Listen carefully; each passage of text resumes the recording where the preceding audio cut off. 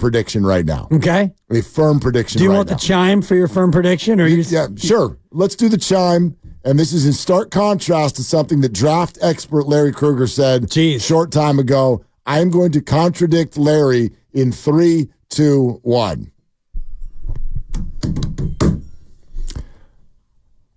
The 49ers are keeping Brandon Aiyuk. Lock it.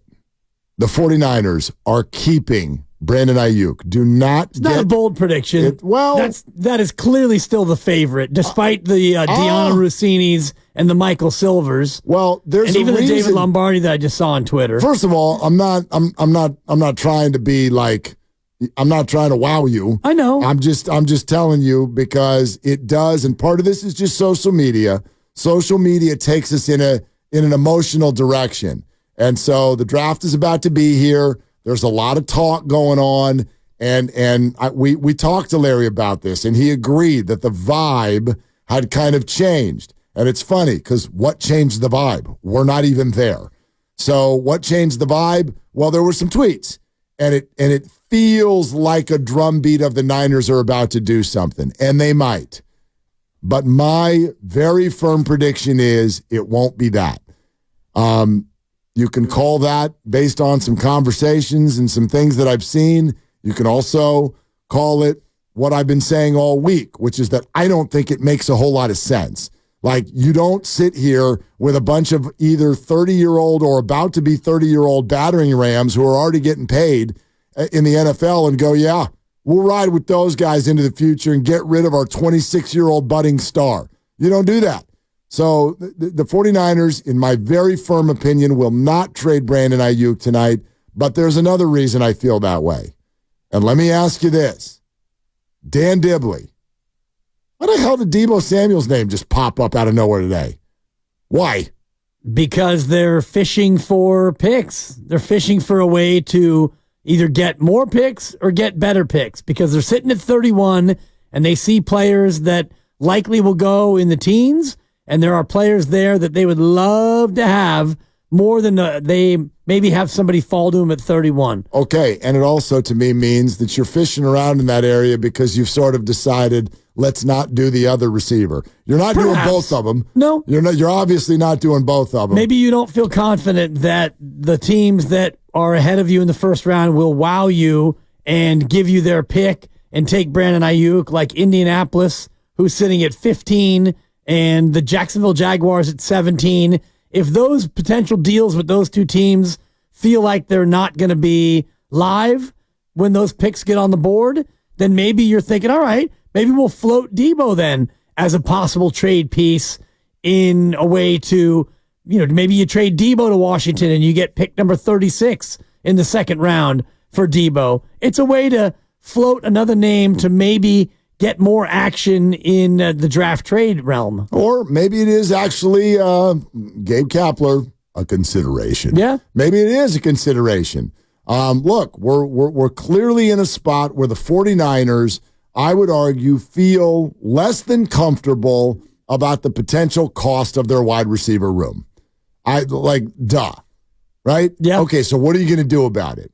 And what we've been sitting here speculating about for a week or 2 or 6 is that that's all about Brandon Aiyuk because he's the one that's about to get paid. But yeah, there's 1,000 ways to cut this cookie. There's you can do this in all kinds of different ways. And for me, that's the one that makes the least sense. We're always talking about, well, hey, a football team's got to look down the road. Exactly. And there's not a one of you out there who feels if you asked who's going to be the better player in 4 years, Brandon Aiyuk or Deebo Samuel? Laughable question. Of course the money play on that one is Brandon Aiyuk. I don't know how life's going to pan out. We'll see. But, of course, Brandon Aiyuk is the answer to that question, is the more likely, productive player who, by the way, I would also argue, as long as Christian McCaffrey is going to be on your team, Brandon Aiyuk is a way better fit than Deebo Samuel. Way better fit. Deebo, 2 years ago, freaked out, had the season of his life. Absolute season of his life. And the reason for that at the time was Niners had no choice. They couldn't keep a running back healthy. They didn't have a quarterback who could throw the ball downfield. Debo left, Debo right, fight. And his numbers went crazy. You don't need to do that anymore. I got a QB, I got a running back, I got running back depth, and I got a wide receiver one who has developed. So again, I'm not saying this to kick Debo out of town. I love the guy. I hope they're both still on the team come tomorrow morning. But if you're arguing, like, who do you want to hitch your wagon to for the next few years, I don't know, man. I don't even see this as a conversation. It's absolutely a conversation because who could you get more for tonight? And the answer is Brandon Aiyuk. And so it doesn't matter who's going to be better 4 years from now if you're worried about tonight and if you're worried about what you're going to do tomorrow and how you're going to navigate this. And I think that the reason why Debo Samuel's name is coming up now tonight on draft night is because what we've been talking about for a week, 2 weeks, 6 weeks, which is moving off of Debo Samuel. And if they are going to move off of Debo, if in this hypothetical you decide, all right, we can't afford Brandon, we'll bite the bullet. We don't want to pay two receivers that much. So Debo is going to be the one who goes at the end of next year. Well, you'll get nothing for him other than a compensatory third. So if you can trade Debo tonight and get more than a compensatory third, if you can get, a second-round pick from Washington, the number 36 pick, that becomes a valuable way to get something for Debo. If you're going to keep Brandon and pay him, but you don't want to keep Debo long-term, then you trade him to Washington, and Washington has to bite the bullet for 2 years of a high salary. He becomes their wide receiver too. And Larry made a great point about, Washington not looking at this as a 5-year project. They want to get a stadium built. They want to get better quickly. So they might be willing to part with draft assets, and they have a lot of picks in the top 100. So that, I think, is why Brandon Aiyuk and Debo Samuel are both being thrown out there. Yeah, I always look at it as, you accurately say, hey, you could get more for Brandon. And I'm like, right. Yeah. Because he's more valuable. So keep that guy. But and maybe the price that you're being offered back is not good enough. Yeah.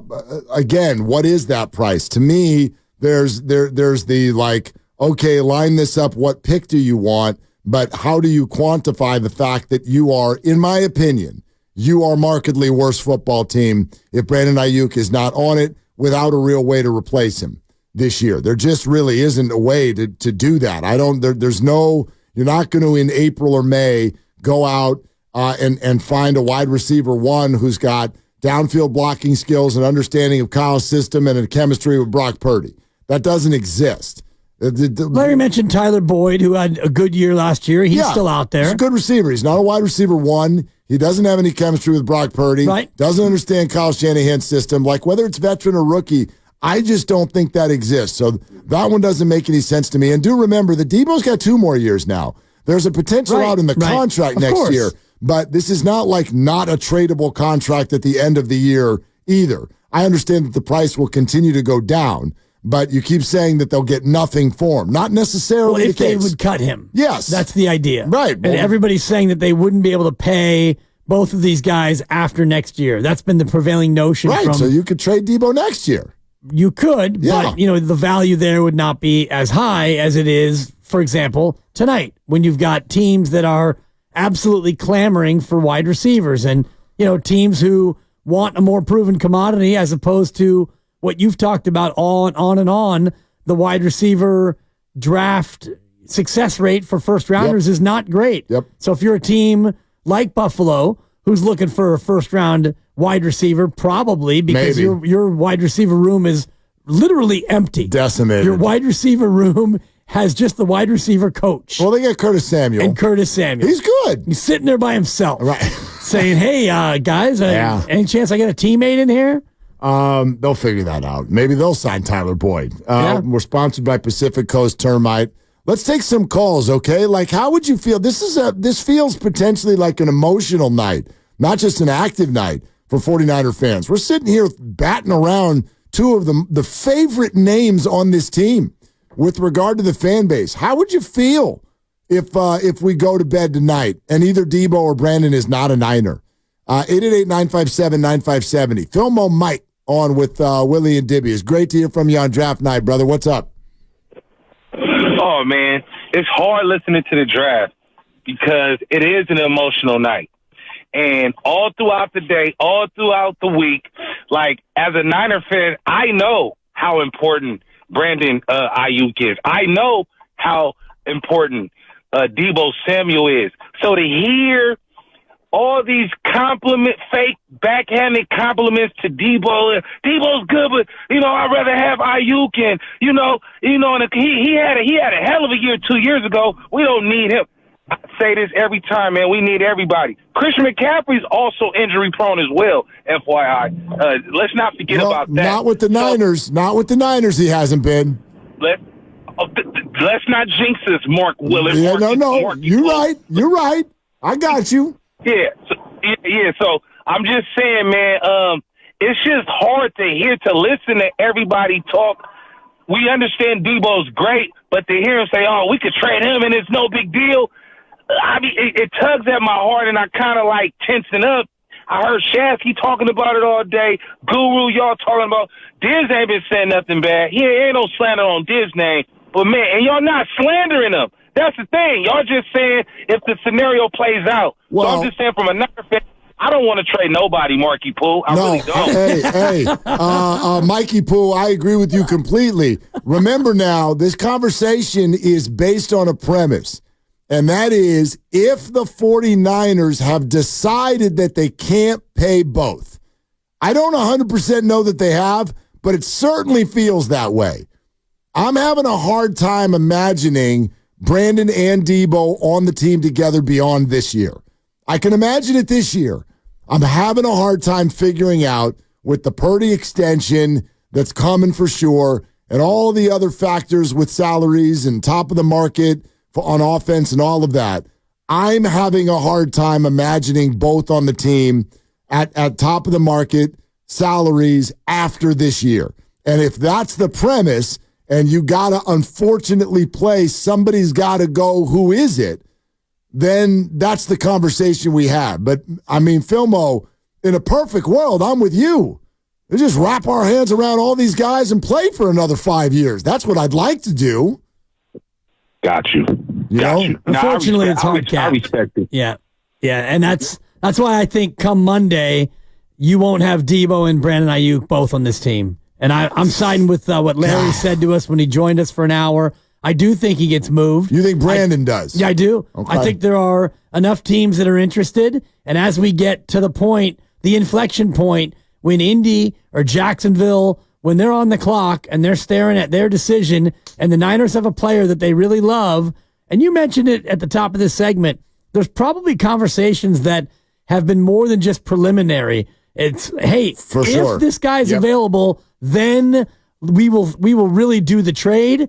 If that's the conversation, then we might get to 7 o'clock tonight and the chime goes and we all be shocked. You going to put something on it? Nah, not really. You don't? I already owe you a box of donuts. I got to bring those in. You do, but I owe you babysitting. Yeah, we can talk odds because I'm definitely playing in the underdog spot. You are. I'll give you odds. Probably odds. I'd say it's probably an 80% chance he's still a Niner. I still think it's probably 80-20. Okay. All right. It's a bit of a long show. I don't know what you think. I'll make you an offer. I like that. I'll see if I make you an offer you can't refuse. Trying to get out of